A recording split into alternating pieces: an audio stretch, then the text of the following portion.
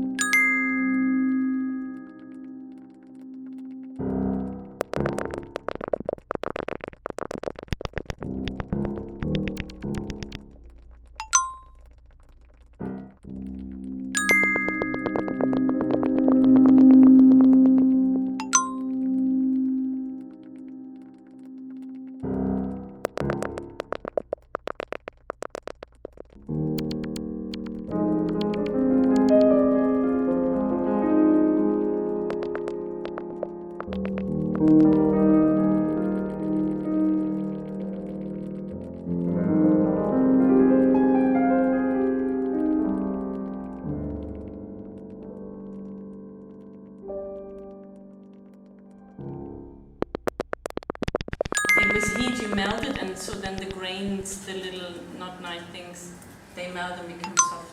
With the acid, if it is petroleum-based plastic ABS normal, then it will you put it like this in an acetone. You heat up the acetone,